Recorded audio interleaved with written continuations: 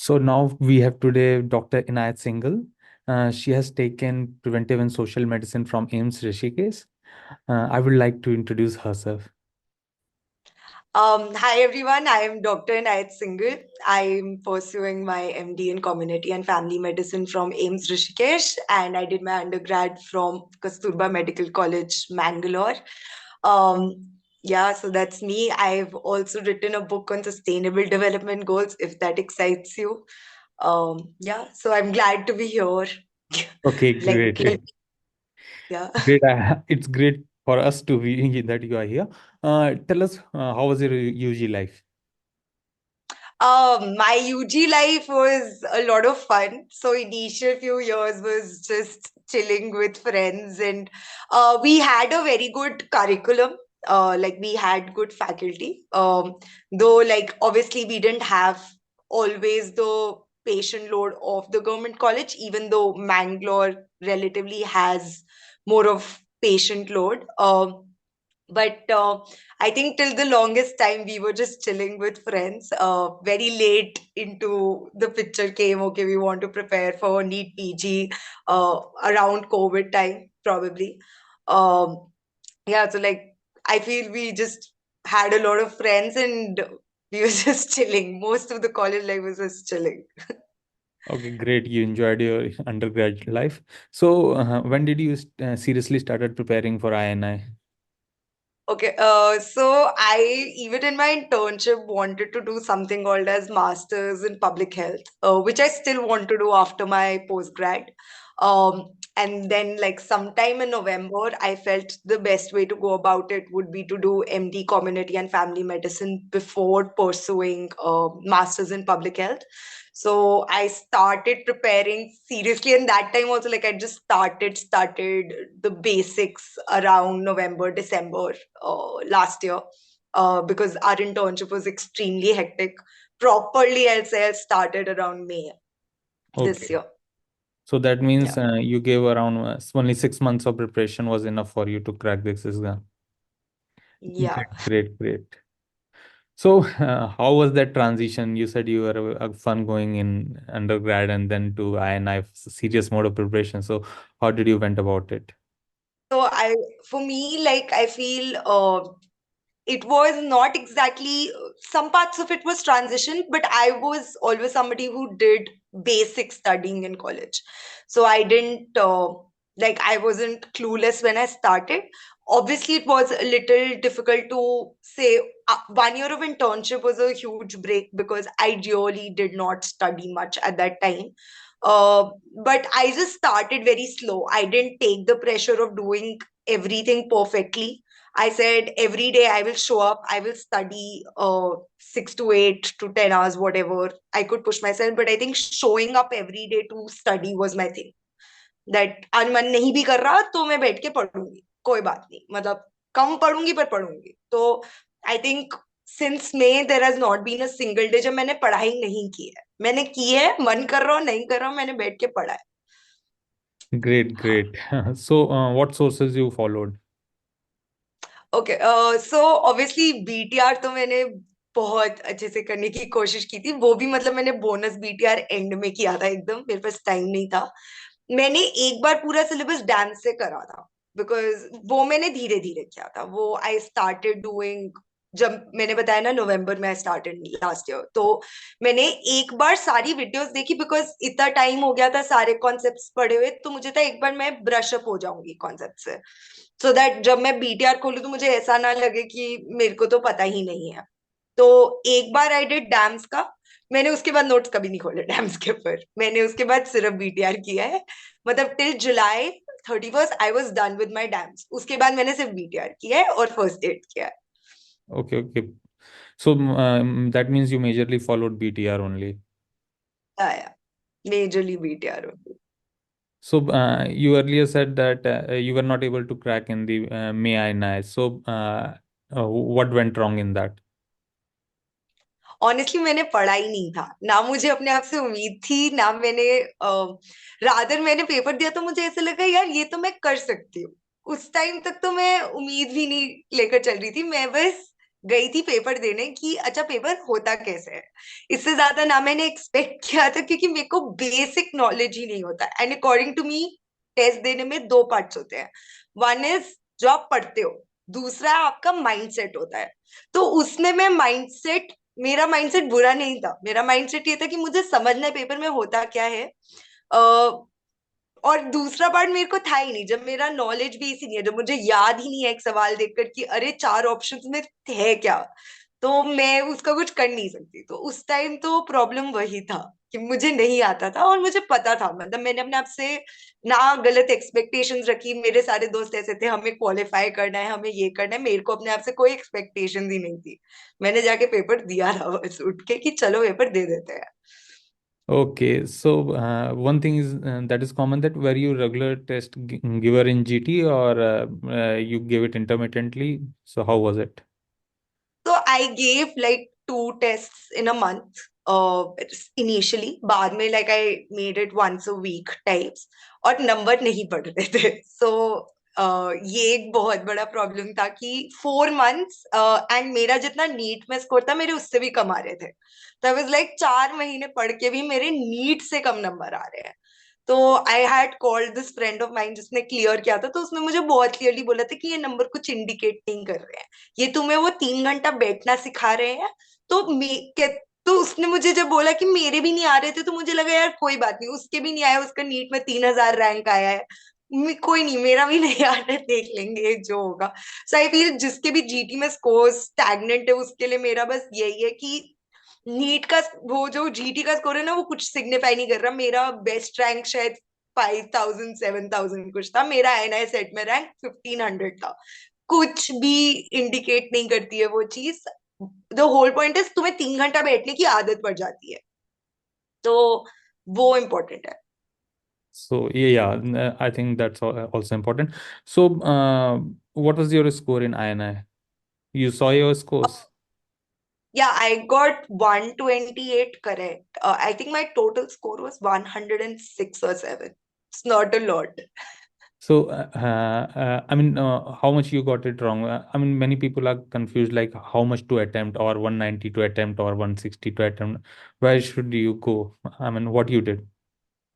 Okay तो इसमें मेरा लॉजिक पेपर देने के बाद बदला है। तो सब कहते थे कि 190 कर अटेम्प्ट करने चाहिए। अब मैं डिफरेंटली बोलूंगी, मैं एग्जाम से पहले डिफरेंटली सोचती थी। ये मेरी एक गलती है।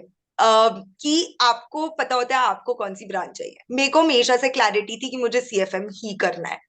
तो अगर मुझे क्लैरिटी है, तो मुझे मेरी एक सीनियर ने कहा था कि तुम्हें 1,500 रैंक एम करना है, बिटवीन 1,000 to 2,000, तो तुम्हें पता है। तो मेरे को ये लगता है कि मुझे कम क्वेश्चंस अटेम्प्ट करने चाहिए थे और मुझे एक्यूरेसी पे ज्यादा फोकस करना चाहिए था। But if you are aiming for something like medicine, जहां पे तुम्हारा होगा ही नहीं till you do a very large portion of the questions correct, तो वहां पे तो you should attempt 190 questions. Also इस बार पेपर में बाउंसर्स कम थे, तो Right. Like 1 I attempted 194। बट मुझे ये लगता है कि मेरे को 194 से जगह 160 करने चाहिए थे, मेरी नेगेटिव मार्किंग कम हो जाती।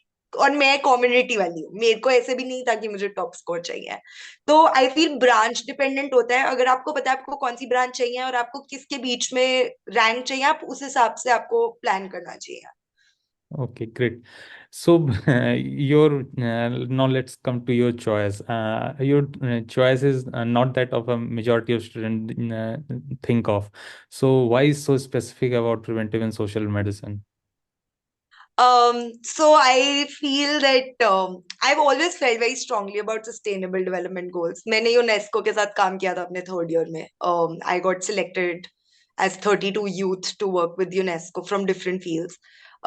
And मुझे in general policy making में बहुत ज्यादा इंटरेस्ट है, ग्राउंड वर्क में बहुत इंटरेस्ट है। तो मुझे ऐसे लगता है कि I more than one patient, मुझे इंटीग्रेशन में ज्यादा इंटरेस्ट है, to work in that integrated level. हम एक पेशेंट के लेवल पे काम कर ही सकते हैं, बट जब तक हम सोसाइटी के लेवल पे काम नहीं करेंगे फिर हम कहते रहेंगे कि सिस्टम खराब है। तो सिस्टम भी तो बदलना पड़ेगा, वरना सिस्टम तो कभी ठीक होगा नहीं। फिर हम कहेंगे सिस्टम खराब है इसलिए हम पेशेंट को ट्रीट नहीं कर सकते। तो मुझे सिस्टम लेवल पे काम करना है, मुझे सिस्टम ठीक करना है। Okay, great. Then, if you want to work in the system, then why you not aim higher, like going for civil services and all? क्योंकि मुझे इंडिया लेवल पे नहीं करना, मुझे ग्लोबल लेवल पे काम करना है। मुझे I want to do something called as global health delivery, जिससे so masters in public health and global health delivery, जिससे I can work at WHO level, जहाँ पे policy in health care is being made for the world. तो मेरे को world level पे काम करना है। Okay, great. You are having such a clarity at that. I mean, at this point of time, it's really great. So, what are his messages to your juniors who are confused regarding how to study and then which branch to elect? So, how to go about it? So first part कैसे पढ़ना है, देखो सब तुम्हें ये बताएंगे कि ये पढ़ो वो मत पढ़ो। माई सिंपल सोल्यूशन है, पहले 5,000 बच्चों को ना नॉलेज सेम होती है। They have the same knowledge में, सब BTR करके आए होंगे। और ये मुझे रियलाइज होता है जब मैं ऑफलाइन BTR के लिए गई थी, तो मुझे लगा था कि यार इन सबको सेम ही आता है। But then I realize the only difference is कि किसका माइंडसेट ज्यादा स्ट्रांग है। तो मैंने जितना मेडिटेट पिछले 6 महीने में किया था ना पेपर से, मैंने अपनी जिंदगी में उतना मेडिटेट नहीं किया है। क्योंकि द ओनली डिफरेंस इज उस टाइम तुम अपना कितना काम रख पा रहे हो, एंड पेपर में भी ऐसा होगा। My first section in INI set, I मेरे 2-3 क्वेश्चन छूट गए थे। तो बहुत इजी होता है उस मोमेंट पे अपना कूल लूज करना। बट मैंने कहा कोई बात नहीं, हो गया, अब आगे फोकस करते हैं। तो हैव गुड माइंडसेट, अच्छा खाओ, अपना माइंडसेट अच्छा रखो। पढ़ तो सब रहे हो और पढ़ेंगे सब। द ओनली डिफरेंस पहले 5,000 में जो रैंक में आएगी विल बी कौन अपना माइंड ज्यादा स्टेबल और अच्छा रख पाता है। ब्रांच की जहां तक बात आती है, मुझे लगता है पेपर होने दो, तब तक ज्यादा मत सोचो। अगर तुम अभी तक डिसाइड कर चुके हो ग्रेट, अगर नहीं किए हो अभी एग्जाम पे फोकस करो। एग्जाम के बाद talk to people of whatever 2-3 branches that you like, because पढ़ोगे तो तुम्हें थोड़ा समझेगा कि मेरे को ये 2-3 ब्रांचेस मेरे को सूट करती हैं। Talk to people. मेरे को थोड़ा सा था कि मेरे को साइकेट्री में भी थोड़ा इंटरेस्ट है, so I talk to psychiatrist, I try to understand कि मेरे लिए कौन सा बेटर है। तो उसका टाइम आएगा आफ्टर द एग्जाम, बट अभी 2 ही महीना रहता है। फोकस ऑन एग्जाम, पढ़ो और अपना माइंड अच्छा रखो। घर पे भी सबके घरों में प्रॉब्लम है, ये मत सोचना कि घर घर में प्रॉब्लम है। मेरी बहन की शादी थी, मेरे एग्जाम से 1 महीने बाद मेरी बहन की शादी थी, पर पढ़ना था तो पढ़ना था वाली बात थी। तो अपना माइंड सही रखो, वो इम्पोर्टेंट चीज है, मेन चीज वही है जिसपे सब फोकस ज्यादा करते नहीं है, पर उसको ध्यान में रखना। Great. You said you wrote a book. So tell us about your book, why you wrote a book, and how was the publication? Was there any difficulty in that? And how was what was your book writing experience? Okay, so my book is about sustainable development goals. I know सबने वो chapter community medicine में नहीं पढ़ा होता। तो Yeah, yeah. हाँ, तो I when I was working with UNESCO, my area was sustainable development goals. और मैंने इसीलिए लिखी थी वो बुक क्योंकि मेरे को था कि किसी को पता ही नहीं होता, सबको लगता है अरे कोई WHO वगैरह आके करेंगे सस्टेनेबल डेवलपमेंट गोल्स, बट हम भी कर सकते हैं हमारे लेवल पे। तो my book is called a million dreams. तो मुझे लगता है सस्टेनेबल डेवलपमेंट गोल्स या कोई भी ड्रीम्स जो होते हैं बड़े मिशंस, वो सारे छोटे छोटे ड्रीम्स से ही बनते हैं। तो the purpose of writing that book, और वो सिंपल स्टोरीज है, मेरी स्टोरीज, मेरे दोस्तों की स्टोरीज। उसमें कोई स्टैट्स नहीं है, कोई डाटा नहीं है, उसमें सब स्टोरीज है कि हमने अपने लेवल पे छोटा छोटा क्या किया कि हम वो गोल्स को रियलिटी बना पाए। हाँ, उसके बाद पब्लिशिंग थोड़ा सा एक प्रोसेस होता है अपने आप में। तो I had written to people like doctor David Krieger, जो वर्ल्ड पीस फाउंडेशन के प्रेसिडेंट एमरेटस हैं। तो उन सब ने मेरी बुक के लिए बहुत अच्छे टेस्टिमोनियल्स दिए थे। तो लाइक इट्स वेरी एनकरेजिंग जब आप पढ़ते हो people like them telling that this book can encourage so many lives, and it encouraged them. So हाँ, so I hope I keep doing this kind of work going ahead in my branch. So tell us what you wrote in that book. What was your stories? I mean, if you can share one or two stories from that book that impacted you the most. So there was this poverty पे ही, जैसे so the 17 goals ना, तो 17 goals में so every goal I have attached story or stories to it. तो जैसे मेरे first is poverty, no poverty. So there's this one rural posting होता है ना अंडरग्रेड में, तो मेरे रूरल पोस्टिंग में we had gone to this village called Kateel, south India में ही है। तो वहां पे पेशेंट्स मतलब हमें जाकर सबके घरों में लेना होता है, तो डाटा वगैरह, तो हम गए थे। सो देयर वाज दिस झुग्गी सी थी, और उसमें ना देयर वाज दिस फीमेल। तो मतलब घर में ऐसे खाना भी नहीं होगा, मतलब दिख रहा था ऐसे, बल्ब भी एक टूटा हुआ बल्ब लगा हुआ था। एंड मतलब देखकर तरस आ रहा होता है ना, she had lost her husband, and हमें ही बुरा लग रहा था कि अरे ये बंदी का लाइफ तो थोड़ा सैड ही है। तो बट शी, जब हमने उससे बात किया ना, तो हमें एकदम ऐसे लगा कि यार ये तो बड़ी स्ट्रांग बंदी है, उसके बच्चे अच्छा पढ़ रहे थे। तो उसने ही हमें ऐसी बातें बोल दी कि उसके बाद ना उसको गरीब या पावर्टी पॉइंट ऑफ व्यू से नहीं देखा मैंने। उसके बाद मैंने उसको बहुत एम्पावर्ड व्यू से देखा कि शी इज समबडी जो अपनी लाइफ को एम्पावर करना चाह रही है, जो आगे बढ़ना चाह रही है। तो मतलब मैंने उसको अपनी बुक में ऐसे भी डिस्क्राइब किया है कि हम सब एक माउंटेन क्लाइम कर रहे हैं विद अ हैवी बैकपैक। अब कोई कह रहा है अरे मेरा बैग तो बहुत भारी है और मैं नहीं चढ़ सकता और ये तो बहुत बुरा है। एक होता है कि हम वो बैग कैरी कर रहे हैं और हम चढ़ रहे हैं ऊपर और हम कह रहे हैं अरे व्यू तो बहुत ही सुंदर है आसपास का। तो वो कहीं पावर्टी ऑफ माइंड जो होती है ना, वो बहुत बड़ी चीज होती है कि कई बार हम लोगों के पास सब कुछ होगा और हम वो पावर्टी कैरी करके चल रहे हैं कि अरे मेरा बैग बहुत भारी है, और कई बार हमारे पास कुछ भी नहीं होगा और हम व्यू को एंजॉय कर लेंगे। तो ऐसे ही मतलब अलग अलग चीजों पे अलग अलग तरीकों की स्टोरी है, किसी ने कुछ अच्छा काम किया है तो उसकी भी स्टोरी है। तो ऐसे ही। Okay, great. So you talked about that you joined for UNESCO in third year. So how that came about? What was the process? And how, if somebody joins wants to join now, then what he should do to do such programs? So there are lot of programs जो अगर आप search करोगे आते रहेंगे। So this was something called as the fair project which was run by eight goals one foundation in collaboration with UNESCO. So उसमें they selected 32 people from all India, interviews वगैरह थी, and 32 people from different fields. So I was probably the only doctor there until now, like उसके बाद psychologist वगैरह आ गए, doctor I think मैं ही रही हूँ अभी तक।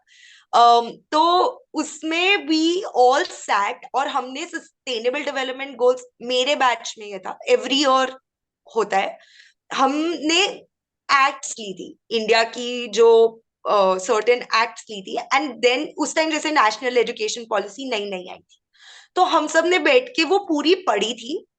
और फिर हमने अपनी अंडरस्टैंडिंग से और एक्सपीरियंसेस से हमने बहुत सारे लोगों से बात किया, स्टेक होल्डर से बात किया, हमने समझा कि इस पॉलिसी में क्या अमेंडमेंट्स करी जा सकती है which is for the better, जिससे इसको बेटर किया जा सकता है, जिससे इनको हम लोकल लेवल पे बेटर यूज कर सकते हैं।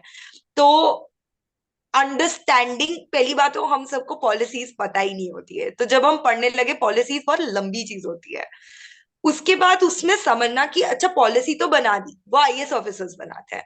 उसके बाद उसका इम्प्लीमेंटेशन करना, राइट, कि उसको सोसाइटी में इम्प्लीमेंट कैसे करना, उसको इतना आसान नहीं होता। उन्होंने लिख दिया कि जैसे सीवेज वर्कर्स जो होते हैं they need certain footwear and everything, but ऐसा नहीं होता कि कोई भी फुट साइज सबको पहनना जाएगा, राइट।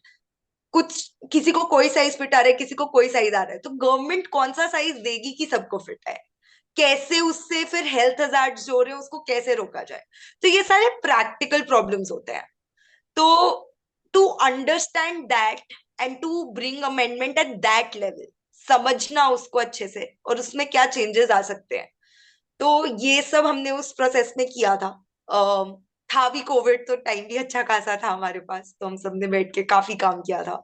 और दूसरों के भी पर्सपेक्टिव्स मिलते हैं, क्योंकि हम सब अपने प्रोफेशनल पॉइंट ऑफ व्यू को तो समझते हैं, बट जब सामने वाला आकर अपने, जैसे मैं डॉक्टर थी, कोई इंजीनियर था, कोई लॉयर था, कोई जो भी, तो सब अपने अपने पॉइंट ऑफ व्यूज लाते हैं, तो आप काफी सीखते हो कि कैसे चीज को बेटर हो सकता है।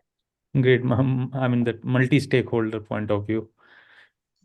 Exactly. Exactly. Okay. So, is there any website? I mean, for UNESCO, which is, I mean, you will go on the UNESCO website, then you will see all such things. And is it come? Is it come every year, or the vacancies were for only that year only? So you should go on site of Eight Goals One Foundation. This happens every year. So अभी they will release January to March के बीच में sometime they release cohort कि आप apply कर सकते हो. तो आप उस साइट पे जाके देखना, एट गोल्स वन फाउंडेशन करके नाम है. सो आपको मिल जाएगा उस पे. सो आप अप्लाई कर सकते. हाँ. Great, great. It was really great having interviewing you, and with such a passion for preventive and social medicine. I have seen it for the first time personally. So it was really, really great interviewing you.